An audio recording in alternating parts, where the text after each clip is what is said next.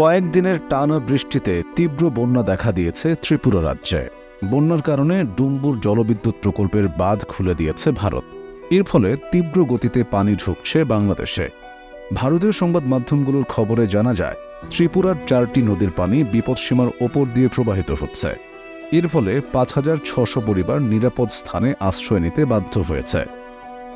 রাজস্ব সচিব ব্রিজেশ পাণ্ডে সাংবাদিকদের বলেছেন, ভারী বৃষ্টিপাতের কারণে রাজ্যের দক্ষিণ ত্রিপুরা ও গোমতী জেলায় ভয়াবহ বন্যা দেখা দিয়েছে।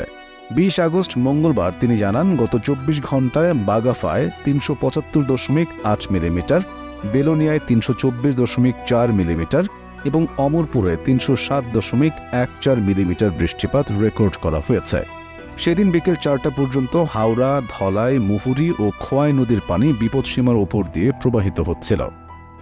ত্রিপুরার ভেতর দিয়ে প্রবাহিত হয়ে হাওড়া নদী বাংলাদেশের ব্রাহ্মণবাড়িয়া জেলায়, ধলাই নদী মৌলভীবাজারে, মুহুরী নদী ফেনী জেলায় এবং খোয়াই নদী সিলেটে প্রবেশ করেছে।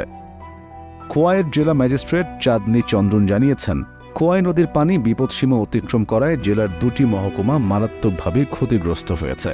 তিনি স্থানীয় বাসিন্দাদের নদীর কাছে মাছ ধরা এড়িয়ে চলতে এবং ভূমিধস প্রবণ এলাকা থেকে দূরে থাকতে পরামর্শ দিয়েছেন। অন্যদিকে